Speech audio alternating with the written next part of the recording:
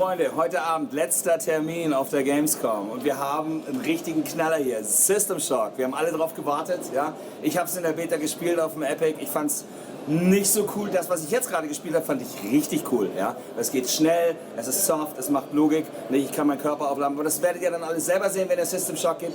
Wir haben hier zwei wunderbare Menschen, die uns dazu mehr erzählen können. Maybe you introduce yourself, maybe we start with you. Larry Kuperman, I'm Director of Business Development at Night Dive Studios. Wonderful. I'm Stephen Kick, I'm CEO of Night Dive and Director of System Shock. Wow, wow. You're CEO of Night Dive and the Director of System Shock. Wow, it's... How long did you work on that piece? On System Shock? Yeah. Well, so far it's almost 7 years in development. 7 years, yeah. That was a ride, I guess, huh? It has been. It still is. Yeah. It's still a ride, yeah? And not only that, it's also fun. So we're quite happy with the way the game has progressed. And we enjoy working on it. I feel it. I saw it now what I just had in the beginning of the demo on the Epic Store. It was for me like, come on guys, that's not the end. And now I feel it. That's definitely not the end. Yeah. It goes on. It's different. And why we want people to find out about the System Shock in 2022. What's your goal in this? Well, System Shock is a game that has its roots very deeply rooted in the immersive sim genre that goes back to 1994. Yeah. And it's gone on to inspire countless other classics like the BioShock series, Dishonored, Prey, Thief, Deus Ex. Yeah. And we just believe that System Shock is it's owed its due. We think that also, and then thematically, the elements of the game are every bit as relevant today as they were in the past. So let's look at the basic plot of it. You have a hacker. Well, there are plenty of hackers today. I mean, that's still relevant. And the villain in the game, which is one of the most important villains in all of video game history, Shodan. Shodan's an artificial intelligence. Again, something that's a relevant topic today. So all the parts of System Shock that were relevant in 1994 are still relevant today in 2022. Exactly. Yeah.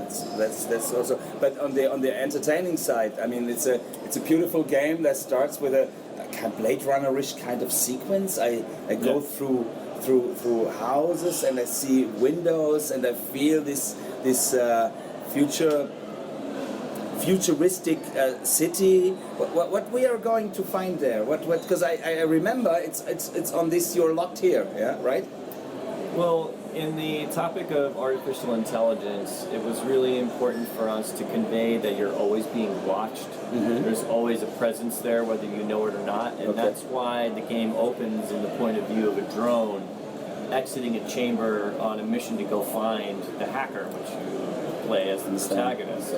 And we never want to break that feeling that there's somebody or something there that's always watching. So in response to the AI that is behind that game, how hard it was to bring this AI into a narrative? I mean, do you?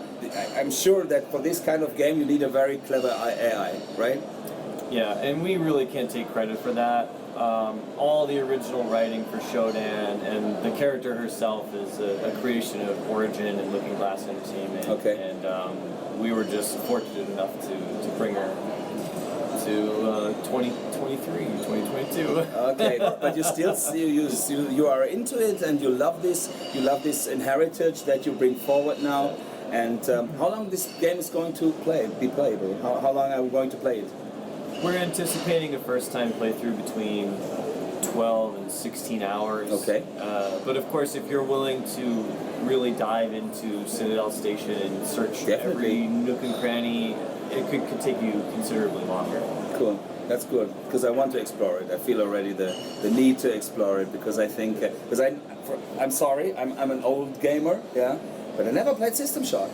So I'm so happy to have that. Yeah, I have to say that. You know, come on, not all the games are in you know. Not everybody can play every game, and that part of our mission at Night Dive has always been, and it's not just with System Shock, it's the other titles that we do as well, is to restore the heritage of PC gaming, the history of gaming, and to keep that alive for modern audiences, so that when somebody in our audience picks up a new game, they understand the history and the development that they went into creating the ideas in the first place for those games.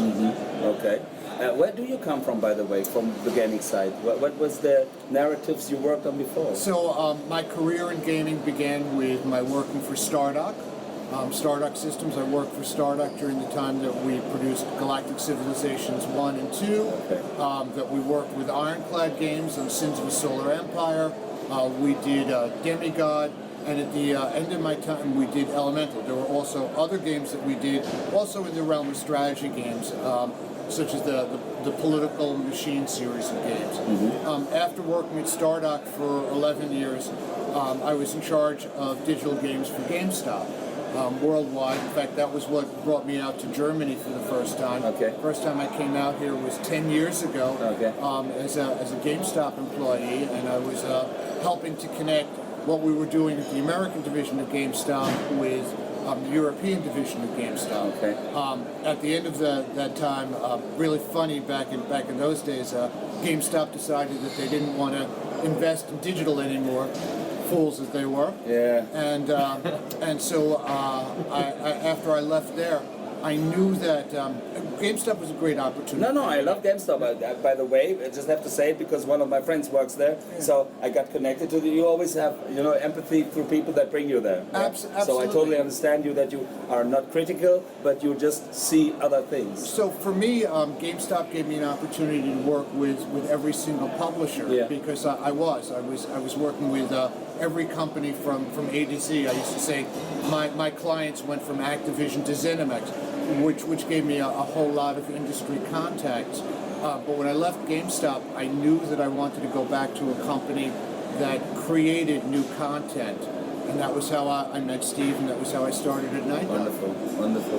What is your take on the things that you started with in gaming? Well, I went to school in San Francisco at the Art Institute, where I learned game art and design, and I specialized in character art. And so right out of school, I moved down to San Diego, and I worked at an indie company before I moved into Sony Online Entertainment. Okay. And I worked on a bunch of MMOs, primarily, for a number of years. Okay. And then my wife and I got kind of tired of the grind. She was also I understand. Yeah. And so we packed our bags.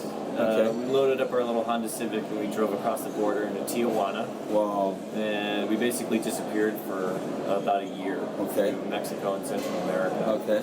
And on one fateful night, we were in Guatemala, middle of the jungle, and I had this insane urge to play System Shock 2. Cool. Cool. It was cool until I realized that I couldn't install it. It didn't work on the machine, and it was not available commercially. No matter where I looked. GOG Video Games was where I went to go find it. And I discovered that it wasn't available, but it was their #1 most requested game of all time. So instead of playing a game, I decided to do some sleuthing, and I went on the Wayback Machine and I found some old internet articles about what happened to Looking Glass after they went under, and I discovered that the rights to System Shock 2 had gone to an insurance company in the Midwest. I read about that, right? Yeah. So I sent them an email, not really expecting anything back. But a day later, I got an email from their general counsel asking me what I wanted to do with it. Okay, nice. And so, being in the jungle in Guatemala and really not having a dollar to my name, I basically said, well, when I get back home to America, we'll talk about it and we'll discuss maybe re-releasing the original games digitally. Cool. And so they ended up sending me a contract. Wow. At which point I went to all my relatives and said, hey, I've got this great business plan. All I need is some money. And I got enough of them to invest in the initial licensing fee that led to the game being released on Valentine's Day, I think. Really? On GOG, and I think to this day, we found out today, it was their biggest hit. It has never been surpassed. Wow. And that really opened the doors to finding more titles and rediscovering our past.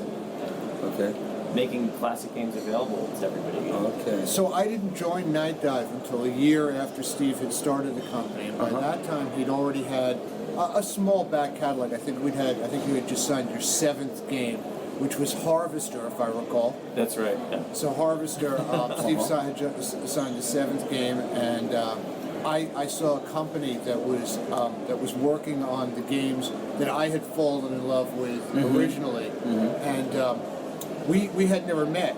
We never met in person, but we talked on Skype at that time, and we found, despite some obvious differences, including our age, that we were both kindred spirits and that we had a lot in common. And the rest, as they say, is history. Okay, wonderful. When it's going to be released? Or is it released already? So no, it's not released already, and we have been telling everyone. I know our fans want to hear a specific release date, but we're working with our publisher. The game will be released when it is as close to perfect as we can make it.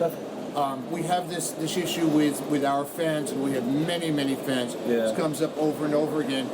They want the game now, but they also want the game to be perfect. Exactly. And you only get one chance at release. Perfect.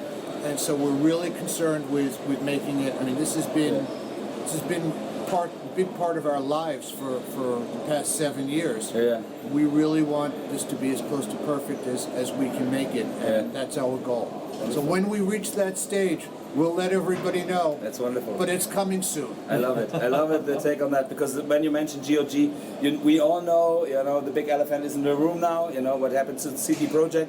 I'm so sorry for that, but on the other side, never mess up with the core fans, never, If you tease somebody with some great content, make sure that the promising content will also be on their PCs, whatever they use, And I'm so happy that you say that. And you can name some really great games that are really excellent to play today. That the release was tarnished, let's say. And that's all people remember. Cyberpunk is a phenomenal game today. But there were bugs when it was released. No Man's Sky. Another one. I mean, it's absolutely a fantastic game. If people aren't playing it, they should. But everyone remembers that release. So we're very cautious about that. I think because this is one of the big giant names on the game history, and I'm so happy that we have this game in your hands, because you feel very cautious with the way you work. And how big is the team that's working behind at Night Dive? On System Shock, it's about 20. Okay. And that's about half the people at Night Dive. We're not quite at 50 people. We're in the 40s. And we have another team that's working on our other classic games. People that follow Night Dive know that we've done Turok and Turok 2. Really? We did Doom 64 and Quake for our. We're the developer on that. Those are Bethesda titles. Okay.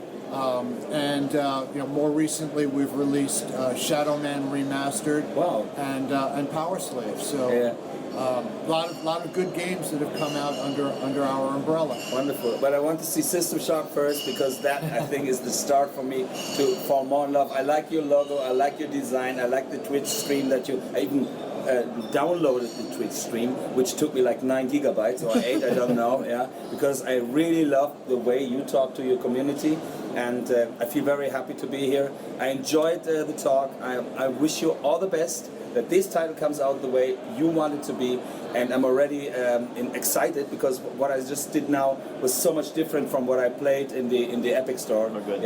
I'm so happy to see that now. And liebe Freunde, schaut es euch an, das ist ein Knaller, das wird ein richtig geiles Spiel, das wird schnell, das wird euch fordern, auf jeden Fall, da bin ich ganz fest von überzeugt.